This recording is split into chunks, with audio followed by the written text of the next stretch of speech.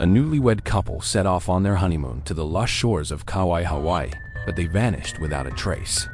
Despite a massive search across the island's rugged coastline, no sign of them was ever found. For 17 years, the case remained. Frozen in silence, another tragic mystery swallowed by the Pacific. Until one summer morning, when a fisherman walking a remote beach discovered a waterproof case lodged in the sand. Inside was a GoPro, and the footage it contained would unravel. A terrifying truth the ocean had kept hidden all along.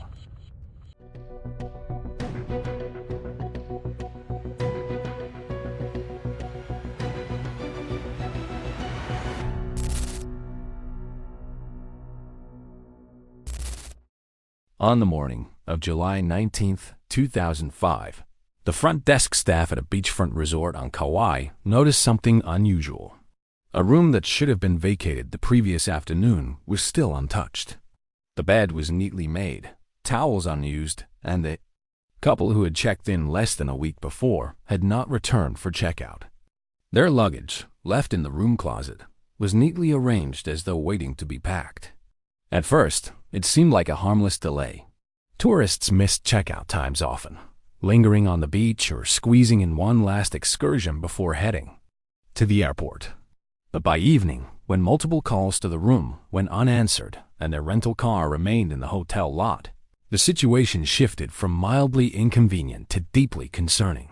When the resort staff pulled up the couple's booking information, they were reminded that this was not just any pair of tourists. Michael and Sarah Matthews were newlyweds, barely a week into their marriage.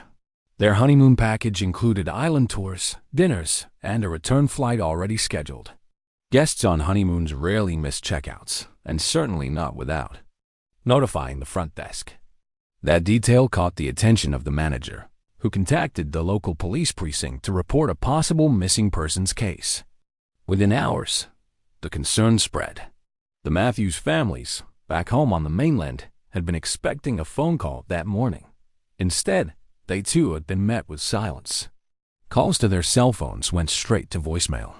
Messages on email and text remained unread. To both the resort and their families, this wasn't just a case of a delayed tourist. Something was wrong. That evening, a Coast Guard operations briefing was convened at the small base near Nauweliwili Harbor. Missing tourists were not uncommon. On the Hawaiian Islands, strong currents, sudden storms, and unpredictable terrain often swallowed the unprepared. But this felt different. These were not casual backpackers wandering off a trail. This was a married couple on a meticulously planned honeymoon. Their disappearance was abrupt, unexplained, and out of character. The lead Coast Guard officer opened the file that would soon grow thicker than anyone anticipated. A case log recorded the essentials: names, ages, last confirmed sightings, room condition, unreturned rental gear. Under the circumstances. Section. The notation was stark. Failure to check out of hotel. No contact with family. Possible overdue at sea. Investigators began piecing together their last known movements. Hotel staff recalled that the couple had been cheerful, polite, and excited about their excursions. A restaurant waiter confirmed serving them 2 nights earlier. They were celebrating with champagne, laughing, talking about exploring Kauai's rugged Na Pali Coast. Another employee remembered them asking about boat rentals, specifically smaller crafts that could get closer to sea caves and hidden beaches. By late evening, the urgency was clear. This wasn't a matter of missed flights or poor communication. The Matthews had vanished, and the window for locating them alive was closing fast. Their room was sealed as investigators moved in. Photographs were taken, clothing left in drawers, shoes lined neatly by the bed, their wedding albums sitting on the desk beside an unused camera battery. Nothing suggested that they had packed for departure. Nothing suggested they had planned to vanish. When detectives contacted their families, the dread deepened. Sarah's parents explained that she called them every evening, sometimes twice a day, since arriving in Hawaii. Her last call had come 48 hours earlier, cheerful, full of stories about hiking trails and boat rides they planned to take. Michael's brother said the newlywed had sent an email attachment of their first sunset photo as husband and wife, writing, Paradise. We don't ever want to leave. Then, silence. By the morning of July 20th, both were officially declared missing. The Coast Guard launched the initial search, designating it as a priority overdue case, meaning time was critical. Rescue teams were briefed with maps of the coastline, last known credit card transactions, and the suspected boat rental. Helicopters were fueled, sonar boats prepared. The order was blunt: locate honeymoon couple, assume at sea. For the families, the nightmare was just beginning. They boarded emergency flights to Kauai, clinging to the hope that this was a mistake, that Michael and Sarah would appear sunburned and apologetic, having simply wandered too far from reception. But even as they flew over the Pacific, investigators on the ground were already piecing together a darker possibility. The Matthews were not late. They were gone. The official case file would later describe this day as the beginning of the search for the vanished honeymooners. What had started as a missed checkout quickly transformed into a mystery that would span nearly 2 decades. At the time, however, the investigators knew only one thing for certain. 2 lives had slipped into silence, somewhere between the beaches of Paradise and the endless Pacific beyond. To understand the weight of the disappearance, investigators first had to understand who Michael and Sarah Matthews were, because their story was not just about a missing couple in Hawaii. It was about 2 people whose lives seemed destined to be intertwined long before the tragedy that would later define them. Michael had grown up in Portland, Oregon, the oldest of 3 brothers. He was remembered by his family as responsible, steady, the kind of young man who always carried more than his share of weight in group projects or on the football field. After graduating from Oregon State with a degree in environmental sciences, he found work as a project manager for a conservation nonprofit, balancing his love for the outdoors with the kind of organizational discipline that made him indispensable. To his colleagues, he was not flashy, not the loudest in the room, but steady, the sort of person you wanted beside you when life turned unpredictable. Sarah, by contrast, had grown up in Sacramento, California, in a close-knit family of teachers. She had been a pianist, a choir member, and a voracious reader, the sort of child who could sit in a library for hours. Later, she pursued nursing, drawn to caring for others in ways that came as naturally to her as breathing. Friends described her as empathetic, curious, and adventurous, the kind of person who, even when tired from a 12-hour hospital shift, would still suggest a spontaneous road trip to the coast, just to see the stars over the water. Their paths crossed in their early 20s through a mutual friend's weekend camping trip in Yosemite. Both admitted later that they weren't immediately interested romantically. Michael was too focused on his career at the time, and Sarah was considering a move to another state for work. But across those few days of hiking and campfire conversations, something clicked. They shared a deep love for nature, for wandering trails just to see what lay beyond the next bend, and for talking about things most people ignored: family histories, fears, hopes. Over the next few years, their relationship became a fixture among their friends. Where Sarah was impulsive, Michael was steady. Where he hesitated, she leapt forward. Together, they seemed to balance one another in a way that made sense to everyone around them. Their families grew close, with holiday dinners blending traditions from both households. When Michael proposed during a trip to Crater Lake, it wasn't extravagant. There were no fireworks or elaborate setups, just the 2 of them at sunset, overlooking the mirrored surface of the lake. He asked quietly, she cried immediately, and they laughed at how nervous they had both been for what everyone else knew was inevitable. Their wedding in early July 2005 was a modest but joyful affair. Friends still remember the way Sarah's father gave his toast, his voice cracking with pride and a hint of foreboding as he said, "Take care of each other in every season." Photographs from that day show them beaming, hands clasped, as though there was nothing in the world beyond each other's gaze. The honeymoon had been carefully chosen. Hawaii was not just a tropical postcard, but to them, the perfect blend of adventure and serenity. They had spoken often about wanting both. Sarah wanted beaches and sunsets, Michael wanted hikes and hidden coves. Kauai, the Garden Isle, seemed made for them. With its wild Na Pali Coast, steep emerald cliffs, and hidden sea caves, it promised both romance and adventure in equal measure. They flew to Kauai just 2 days after their wedding. According to family, Sarah had called her parents from the airport, her voice bursting with excitement. She promised to send daily updates, to keep them filled in on every detail of their trip. Michael, quieter on the phone, still teased his younger brother with plans to snorkel and explore spots no guidebook ever shows you. Hotel staff who first checked them and remembered them clearly. They were polite, enthusiastic. Sarah chatting easily with the receptionist about recommendations, Michael double-checking itineraries and weather conditions. Other guests recalled seeing them by the pool in the evenings, always together, heads bent over maps or brochures, laughing as though they couldn't believe they were really married. To their families, the honeymoon seemed like a natural continuation of their story. Two people beginning their life together in one of the most beautiful places on earth. Nothing about them suggested callousness or recklessness. They were responsible, grounded, and deeply in love. And that was what made the silence, when it came, so unbearable. The phone calls that stopped, the emails that were never sent, the absence of their voices in the routines their families had come to expect.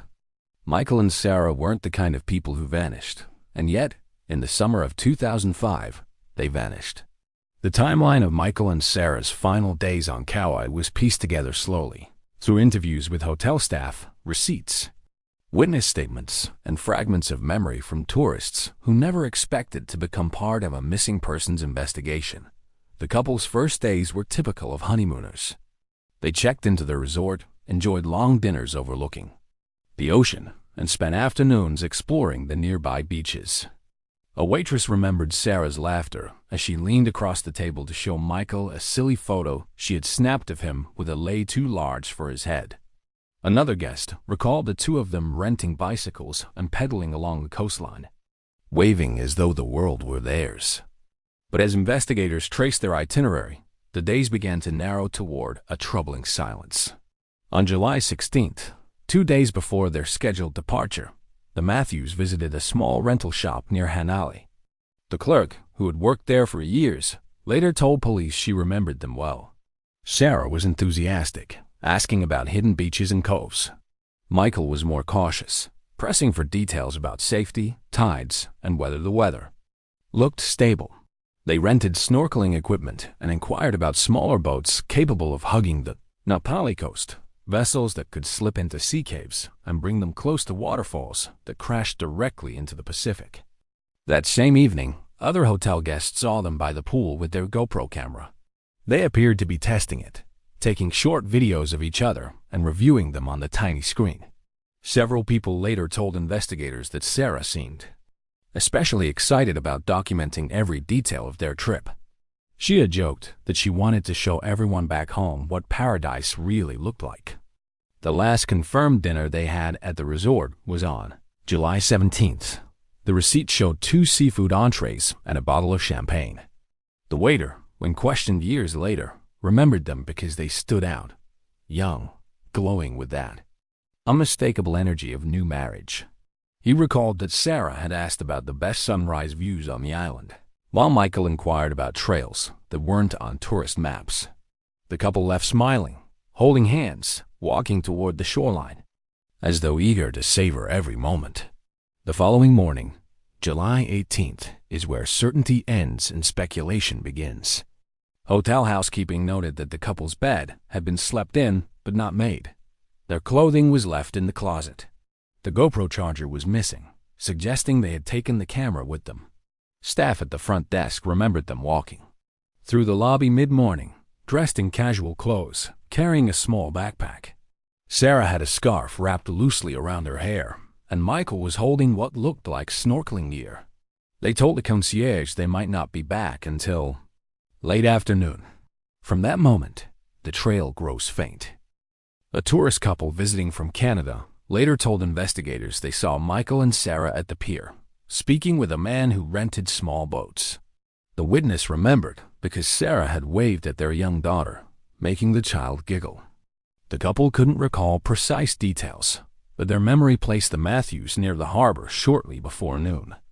No one saw them return. By the evening of July 18th, they missed dinner reservations. Their room remained untouched. Their rental car sat in the hotel lot.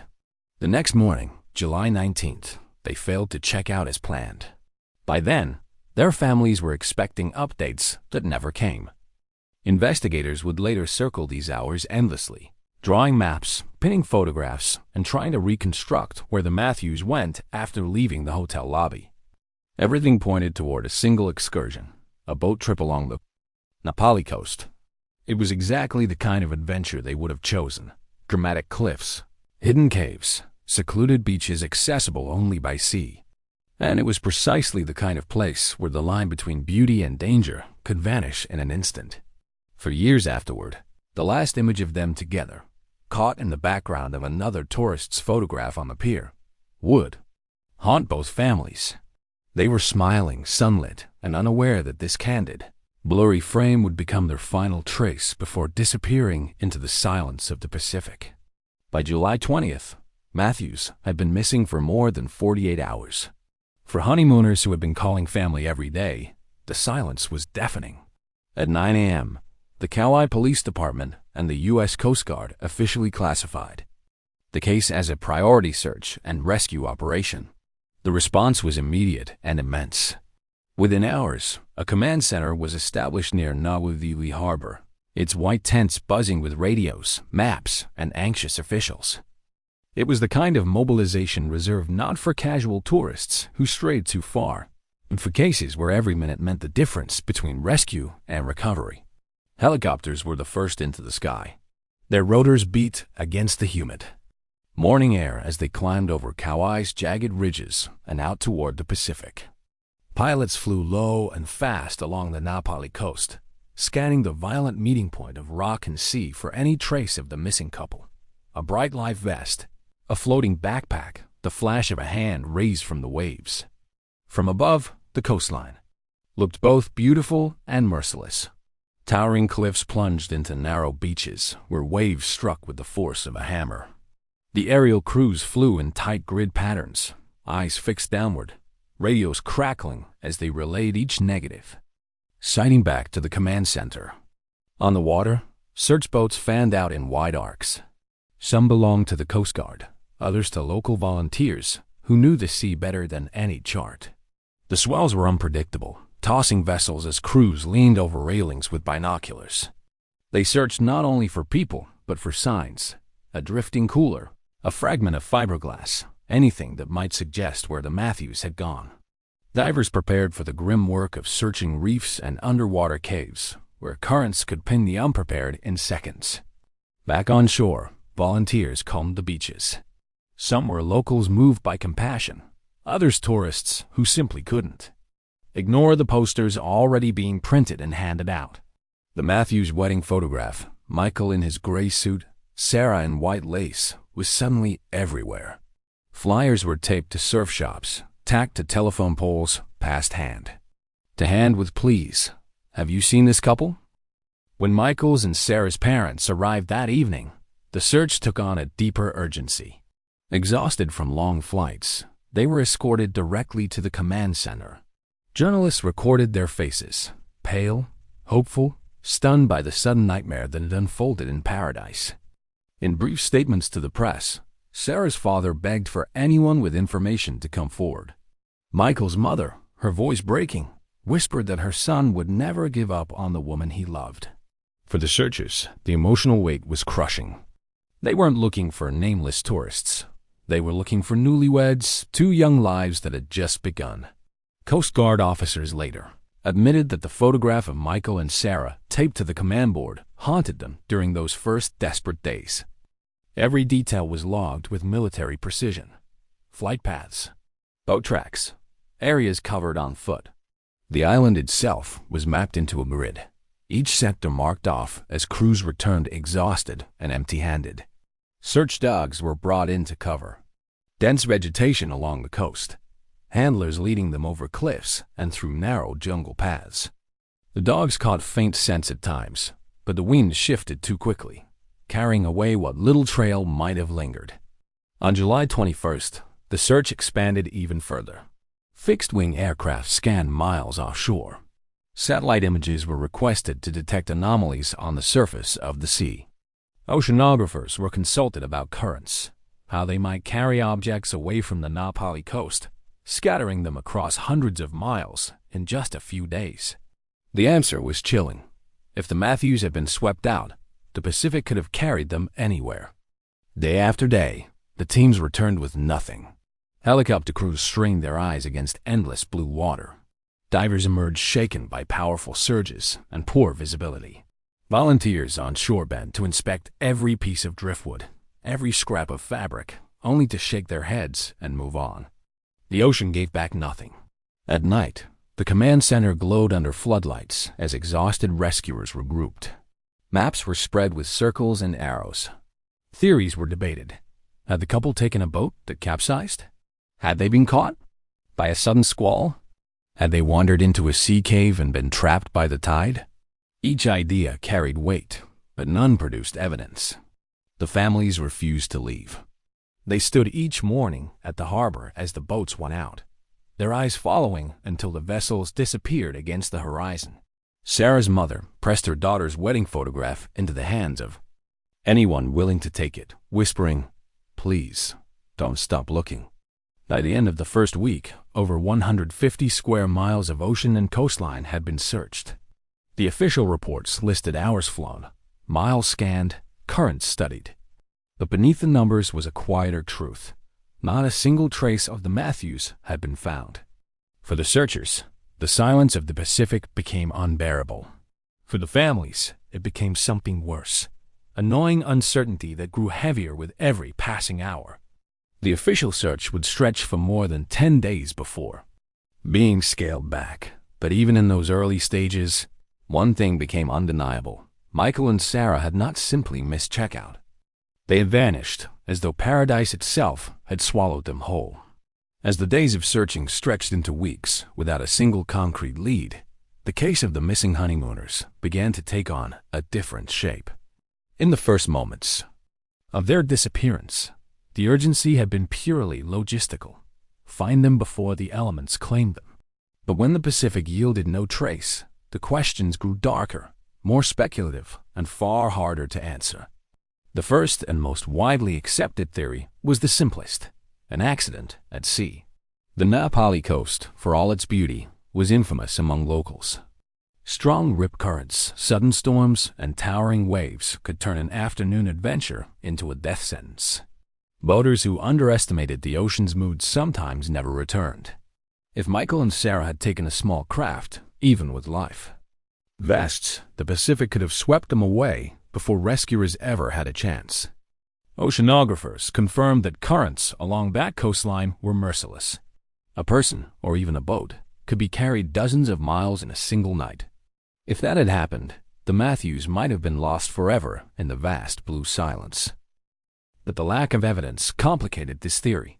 No debris, no clothing, not even a single life jacket washed ashore. For the families, that absence was tormenting. "Even the ocean gives something back," Sarah's father said bitterly in an interview months later. The fact that nothing surfaced left room for doubt, and in that space, other theories began to thrive. One possibility investigators considered was foul play. Tourism economies can attract predators, individuals who exploit the vulnerability of visitors far from home. Rumors circulated about boat operators who weren't licensed, about under-the-table rentals offered to tourists looking for cheaper, less restrictive adventures. If Michael and Sarah had accepted such an offer, had they placed their trust in the wrong hands? A few witnesses even claimed to have seen them speaking with a man near the harbor, someone not officially tied to the local rental companies. But those accounts were vague, clouded by fading memory and the chaos of the busy docks. No description was ever consistent enough to pursue seriously. Theories took on a life of their own in the media. Some speculated about a violent encounter, a robbery gone wrong, an opportunist taking advantage of a young couple far from home. Tabloids pushed even wilder narratives, suggesting they had been kidnapped, trafficked, or disappeared intentionally. Friends and family dismissed those ideas quickly. Neither Michael nor Sarah had financial troubles. Neither had reason to vanish by choice. They had just married, just started their lives. Running away from everyone they loved was unthinkable. Others clung to the hope of survival, spinning scenarios where the couple might have been stranded. On a remote beach, cut off from communication, Kauai's jagged coastline was dotted with hidden stretches of sand, reachable only by boat. Could they have landed on one, waiting desperately for rescue that never came? That hope kept volunteers walking miles of shoreline long after the official search ended, calling their names into the surf. But no footprints, no makeshift signals, no fires on the beach were ever found. The families lived in this storm of speculation, battered by every rumor. Journalists camped outside their hotels, asking if they believed the couple had drowned, if they thought foul play was involved, if they feared the worst. In interviews, Sarah's mother clutched her daughter's wedding photograph and repeated the same words. "We just want to know." Anything, just something to hold on to, but nothing came. Each theory, no matter how plausible or far-fetched, collapsed under the same weight, a complete lack of evidence. The Pacific remained silent, giving back no trace of the honeymooners who had stepped into its waters. For investigators, the frustration was crushing. Without physical evidence, they could not close the case. Without new witnesses, they could not pursue suspects. They were left in a limbo, officially a missing persons case, unofficially an open wound. The search maps were folded, the helicopters returned to their hangars, the boats to their docks. What remained was paperwork, unanswered. Questions, and the gnawing sense that something vital had been overlooked. Theories piled up, but answers did not. And in the quiet that followed, the story of Michael and Sarah Matthews began its slow transformation from an urgent rescue to a cold, unsolved mystery. By the end of July 2005, less than a month after, Michael and Sarah Matthews vanished. The official search was scaled back. The command tents at the harbor were dismantled. Helicopters were reassigned to new emergencies, and volunteers who had spent days combing beaches returned to their ordinary lives. What remained were grieving families, a stack of reports, and a silence that felt like it stretched over the entire Pacific. The Matthews disappearance was formally listed as an open missing persons case, but without evidence, there was little investigators could do. The file grew thicker only with unanswered inquiries. Witness statements, ocean current analyses, tide charts, photographs of the harbor. But every line ended the same way. No trace. For their families, life split into two timelines. The one before July 18th and the one after. Before, they had been celebrating a marriage, preparing for years of birthdays, holidays, and milestones to come. After, they lived in suspended grief, stuck in a question with no answer. Sarah's parents kept her bedroom as it was, the piano still polished, sheet music open to the last song she had been practicing. Michael's brothers avoided the outdoors they once loved, unable to bear the reminder of the sibling who had been most at home under open skies. Each year, the anniversaries came like waves. On July 18th, both families lit candles. Sometimes they gathered together in Oregon, sometimes in California. They prayed, they told stories, they looked at wedding photographs that never faded in clarity, though their hope did. Local reporters occasionally revisited the case, running short anniversary features. Still missing. Honeymooners lost at sea. The stories never offered new information, only recycled photographs, quotes, and the reminder that nothing had changed. Theories lived on in whispers. Some friends clung to the possibility that the couple had been swept onto a remote island, cut off but alive. Others, more quietly, admitted the likely truth: the Pacific had claimed them. But the absence of proof prevented grief from becoming acceptance. "It's like waiting for a phone call that never comes," Michael's mother told a journalist in 2009.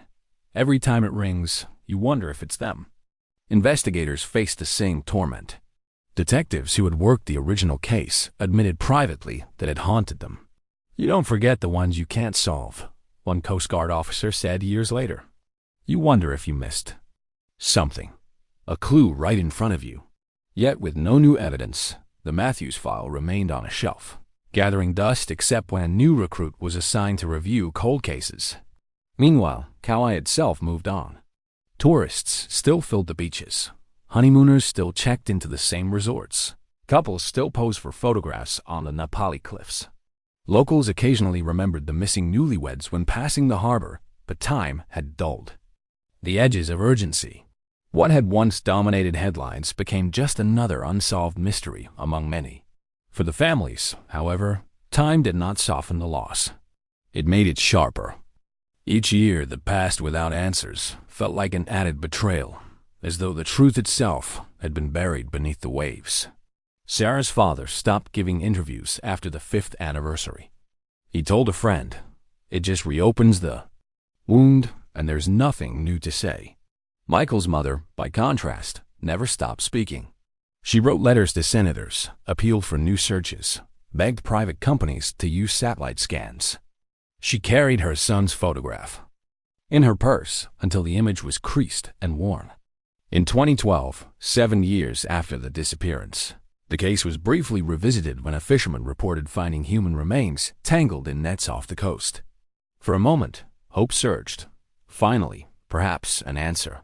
But forensic testing revealed the bones belonged not to the Matthews, but to a local man lost at sea years earlier. The families were devastated all over again, crushed by the cruel rhythm of hope and disappointment. As the years turned to more than a decade, the Matthews' names faded from public memory, but for their families, the grief remained unrelenting. "People think time helps," Sarah's mother said on the 5th anniversary. "It doesn't. It just stretches the silence longer." 17 years is a lifetime in silence. For nearly 2 decades, Matthew's story was a wound without healing, a question without an answer. And then, in the summer of 2022, the Pacific finally gave something back. A fisherman walking a remote stretch of Kauai shoreline spotted a barnacle-encrusted waterproof case lodged in the sand. Inside was a GoPro, corroded but intact. After all those years of silence, the ocean had returned a fragment of truth. 17 years had passed since the Matthews vanished on their honeymoon. By then, their case was known only to a shrinking circle of family members, a handful of investigators who still remembered the weight of their unanswered file, and locals who occasionally whispered about the couple the ocean never returned. On the morning of June 3, 2022, a fisherman named Daniel Ortiz was walking a stretch of remote shoreline near Palahale State Park on Kauai's western edge. It was an isolated place, miles of windswept sand, dunes, and pounding surf where few tourists ventured. The sky was gray with the remnants of a passing storm, and the beach was littered with driftwood, seaweed, and debris carried in by the heavy waves. Daniel had walked those sands hundreds of times before. He knew the difference between ordinary flotsam and something unusual. That morning, half buried near a tangle of driftwood, he noticed a hard plastic case. It was covered in barnacles, the edges scarred and pitted from years in the sea, but it was intact. At first, he thought it might be a piece of diving gear or discarded equipment from a fishing boat. But as he pried it loose from the sand, he realized it was a waterproof camera housing. Inside, corroded but unmistakable, was a GoPro. Daniel turned it over in his hands, the saltwater still dripping. Even after years of storms, the buttons were visible, the lens cracked but recognizable. He felt an unease settle over him. People lost things in the ocean all the time, sunglasses, phones, even cameras. But this felt different. This camera had traveled far. It had survived, and it was still sealed. He carried it home and called the Kauai Police Department. Within hours, detectives were examining the case. The serial number, barely legible beneath the corrosion, matched a model manufactured in 2005. And when cross-checked against old files, investigators realized something chilling. Witnesses had described seeing Michael and Sarah Matthews with a GoPro on their honeymoon. This was not random debris. This could be the first physical link to them in 17 years. The GoPro was carefully transferred to the forensic lab, its waterproof housing photographed and cataloged. Investigators noted how time had altered it: the barnacle crust, the faint smell of salt, the way the screws had fused with rust. It looked like an artifact, an object pulled from another time. And in many ways, it was. For the Matthews families, the call came like a thunderclap. 17 years of silence had been broken with 4 words. We found a camera. Sarah's parents wept openly, torn between hope and terror. What if it shows nothing? What if it shows everything? Her mother whispered. Michael's younger brother admitted that after so many years, he had stopped expecting answers. And then suddenly there's this thing, he said. Something they touched, something they carried. It's like they're alive again for a moment. The discovery made headlines across Hawaii and then the mainland. GoPro found after 17 years may solve honeymoon mystery. News anchors replayed photographs of the smiling couple, standing hand in hand against the backdrop of Kauai's cliffs, juxtaposed against images of the barnacle-encrusted camera. The public was captivated. After years of silence, here was a tangible clue, one that might contain their final moments. But investigators were cautious. Saltwater corrodes relentlessly, and 17 years in the Pacific is a lifetime for delicate electronics. Even if the memory card survived, it could be too degraded to reveal anything. Still, hope clung to the possibility that inside this small, battered device lay the answers to a mystery that had haunted families, investigators, and the island itself. The case file that had sat dormant for nearly 2 decades was reopened. Boxes of old reports were pulled from storage, maps unrolled, photographs re-examined. And at the center of it all sat the GoPro, waiting in its evidence bag, silent but heavy with the promise of truth. For the first time in years, Matthew's story was no longer just about what was missing. It was about what had finally been found. The GoPro, once carefully sealed in a waterproof case, had survived nearly 2 decades at sea. But survival was not the same as preservation. When technicians at the forensic lab in Honolulu first examined it, they knew the odds were stacked against them. The plastic housing was scarred, its rubber seals cracked, and the lens fractured by years of pressure and abrasion. To the naked eye, the camera looked like a relic pulled from a shipwreck. The first step was disassembly. Wearing gloves, a technician used precision tools to loosen the corroded screws that had fused into place. The barnacles were chipped away. Carefully, every movement photographed for the case log. Inside, the GoPro's metal components were stained with salt deposits. The battery, swollen from years of exposure, was a brittle shell threatening to rupture at any touch.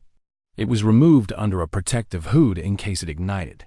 The most critical component was the micro SD card, the tiny piece of plastic and silicone that might hold the couple's last moments. When the card was finally pried from its slot, all work in the lab seemed to pause. The casing was pitted, the gold connectors dull and corroded. To most people it looked hopeless, a useless fragment. But to digital forensic experts, even hopeless fragments were worth fighting for. The card was cleaned with specialized solvents, then placed into a reader. The first attempt yielded nothing. The computer didn't even recognize a device had been inserted. Technicians exchanged grim looks, not unexpected, but discouraging nonetheless. They tried again, using a different reader with reinforced contact pins. This time, the computer registered a device, but the file structure was unreadable. The screen filled with lines of error codes, corrupted sectors, unallocated blocks, checksum. Failures. The verdict was clear. If anything survived, it would have to be pulled out bit by bit, like rescuing words from a book that had been burned almost to ash. Weeks passed in a haze of trial and error. Technicians employed advanced techniques rarely used outside of high-level security investigations. They performed a chip-off procedure, carefully removing the memory chips from the cards, circuit board under a microscope, then soldering them onto a clean interface. Each step carried the risk of destroying what little data might remain. A single slip of the soldering iron, a surge of static, and 17 years of mystery would vanish forever.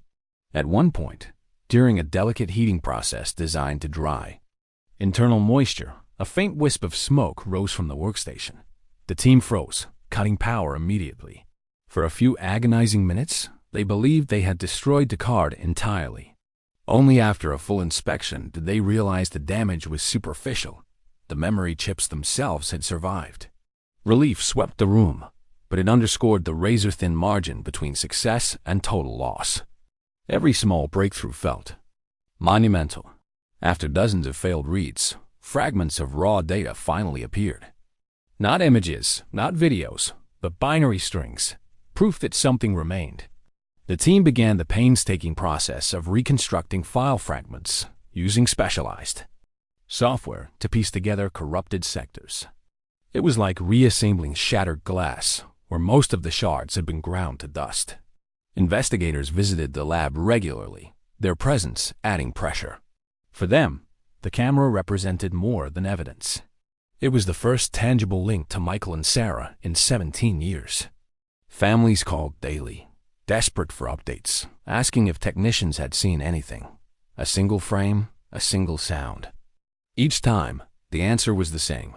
Not yet, but we're trying. The process stretched into months. The lab floor was filled with the hum of servers running extraction programs, monitors filled with hex code, technicians hunched under magnification lenses. Coffee cups accumulated on desks as exhaustion mounted. Every keystroke carried the weight of two families. Grief. By late August 2022, after more than 10 weeks of work, the team began to see faint outlines of success. A corrupted video file header was reconstructed. Then, a fragment of audio. The data was heavily degraded, skipping, distorted, but unmistakably human. A laugh, faint but clear enough to silence the room. For the first time in nearly 2 decades, the Matthews voices had returned. That breakthrough reignited the lab. Specialists doubled down, refining their techniques, running recovery software frame by frame, second by second. Slowly, grainy, images began to appear on screens. Blurred outlines, distorted colors, fragments of a tropical horizon. The files were incomplete, riddled with digital decay, but they were enough to prove that the GoPro had indeed recorded the couple's final hours. Yet the most important question remained unanswered. Would the footage reveal what had happened to them, or would it remain a haunting puzzle of broken images and half-heard sounds? The technicians pressed on. Every recovered byte was a victory. Every fragment a step closer to truth. The mystery that had remained sealed in silence for 17 years was beginning, piece by fragile piece, to speak again. By early September 2022, nearly 3 months after the barnacle-encrusted GoPro was found, the forensic team finally had enough fragments stitched together to attempt a continuous playback. The files were unstable, prone to crashing, freezing, dropping into blocks of corrupted color. But buried inside the decay, a sequence had survived. Investigators and family members gathered in a small, darkened viewing room at the lab. No one spoke as the technicians prepared the recovered file. It was only a few minutes long, degraded by years of saltwater and time. But in that silence, it felt like standing on the edge of revelation. The screen flickered. At first, nothing but static and digital distortion. Then, slowly, an image resolved. Sarah's face smiling into the lens. The picture was grainy, the colors washed out, but there was no mistaking her joy. Behind her, Michael adjusted the camera, laughing as he steadied their small boat on the waves. The sound crackled, distorted, but fragments of their voices slipped through. Laughter, excitement, the ordinary intimacy of two people capturing the happiest days of their lives. The footage cut abruptly, then returned with a new scene. This time, the horizon was darker, the sky heavy with clouds. The camera shook violently as waves crashed against the hull. Michael's voice rose above the static, sharp, now, urgent. He was pointing toward the cliffs, sheer green walls rising out of the sea. Sarah turned the camera briefly, capturing the drama of the Na Pali Coast as storm winds whipped across the water. Then another cut, sharper this time, almost violent in the playback. The image jumped to Sarah holding onto the side of the boat, her hair plastered to her face, her expression no longer carefree but strained. The audio fractured, but a single word carried through. Michael! What followed was chaos rendered in fragments. A sudden lurch of the camera, the lens plunging sideways toward foaming water. A glimpse of Michael pulling at the motor. The thundering crash of a wave. Then, In one jarring frame, the camera tumbled, capturing the dizzying blur of sky, cliffs, and water as the boat capsized. For several seconds, the screen was nothing but darkness and muffled sound. The GoPro pressed against something, perhaps fabric, as water roared around it. Voices broke through, distorted but human. Sarah gasping, Michael shouting something inaudible, and then silence, broken only by the relentless rush of waves. When the picture returned, it was underwater. The lens stared up through churning foam, shafts of light breaking through the surface. Bubbles streamed past as the camera sank. For a fleeting moment, a human form appeared, an arm reaching upward, blurred by water and motion. Then another figure, flailing, disappearing into the chaos. The video ended there, abrupt, no fade. Just the crushing silence of a file too damaged to carry their story any further. When the lights in the viewing room came up, no one spoke. Family members clutched each other, tears streaming, confronted with the cruel intimacy of watching their loved ones' final moments. Investigators sat frozen, shaken not by surprise. The storm at sea theory had always been likely, but by the raw, human weight of confirmation, the footage had not offered every detail. It had not shown exactly where the boat had gone down, nor how long they fought before the Pacific claimed them. But it had revealed enough. The newlyweds had not run away. They had not been victims of crime. They had been swallowed by the sea, caught in a sudden storm that left them no chance of escape. For the forensic team, there was a quiet pride in their work. They had pulled voices and images back from the dead, fragments of truth preserved against impossible odds. But even that pride was muted by sorrow. It's one thing to recover files, one technician admitted. It's another to realize you're holding the last moments of someone's life. The Matthews case file, once defined by silence, now had a final chapter written in pixels and saltwater. And for the first time in 17 years, the families had an answer both devastating and strangely merciful. When the last frame of the GoPro footage flickered out, there was no applause, no celebration of answers found. Only silence, the kind that feels heavier than noise. For Sarah's parents, it was as if they were watching her vanish all over again. For Michael's family, the grainy outline of his figure struggling against the waves was a confirmation they had both longed for and dreaded. In the days that followed, the investigation's focus shifted from searching for explanations to documenting conclusions. The recovered footage, though incomplete, was deemed sufficient to close the case. Specialists reviewed weather records from July 18, 2005, and confirmed what the images suggested. A sudden squall had swept across the Na Pali Coast in the early afternoon. Winds rose sharply, waves reached dangerous heights, and smaller vessels in the area had scrambled to return to safety. The Matthews, inexperienced boaters in an unpredictable sea, had been caught at the worst possible moment. The final report described the cause as accidental drowning, the result of a storm and capsized vessel. The wording was clinical, stripped of emotion. But behind those lines lived 17 years of grief, theories, and unanswered questions. For the families, closure did not come easily. In interviews, they admitted that the footage was both a gift and a curse. It gave us the truth, Michael's mother said softly. But the truth hurts more than not knowing ever did.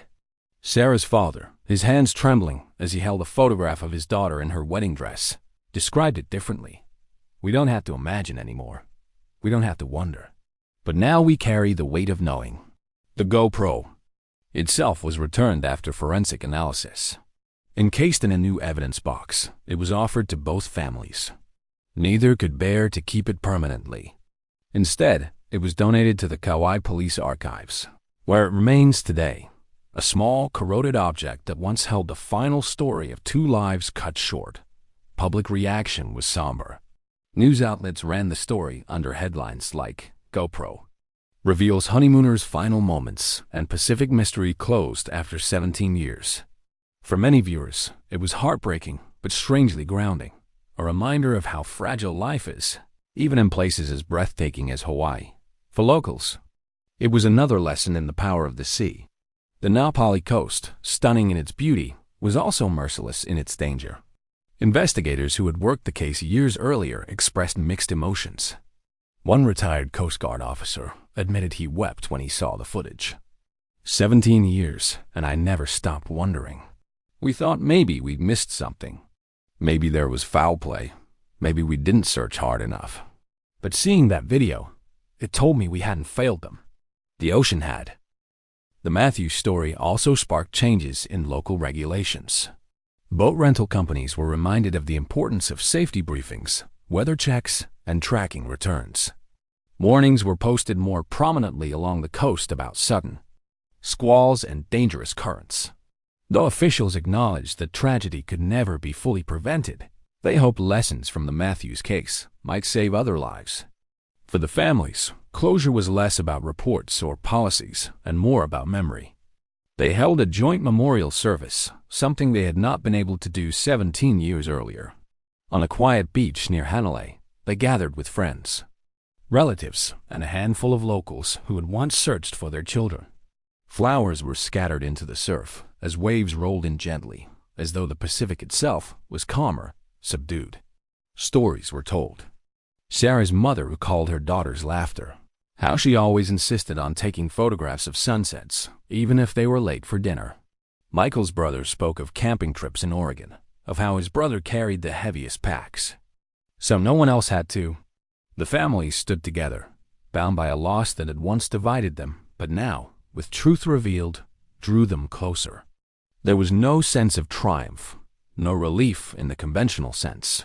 Grief does not vanish with answers. But there was a subtle shift, from questions to remembrance, from frantic searching to quiet mourning. The Matthews were no longer missing. They were gone, and that certainty, however brutal, allowed healing to begin. As evening fell, Sarah's father placed a framed wedding photograph on the sand. The picture, taken just days before the disappearance, showed the couple beaming with joy, their futures stretched out ahead of them. "This is how we choose to remember them," he said. Not in the storm, not in the waves, but in the love they carried into this world. And so, after 17 years of silence, the case of Michael and Sarah Matthews was closed. The Pacific, which had swallowed their lives in an instant, had at last given back the truth. Not in full, not with every detail, but enough. Enough for their families to stop wondering. Enough for their names to be carried not as a mystery, but as a memory. The file was sealed. The search was over. And the ocean kept rolling, indifferent, eternal, a reminder of both beauty and loss, paradise and tragedy, all bound together in the story of two newlyweds whose honeymoon ended not in photographs and souvenirs, but in silence and finally in truth.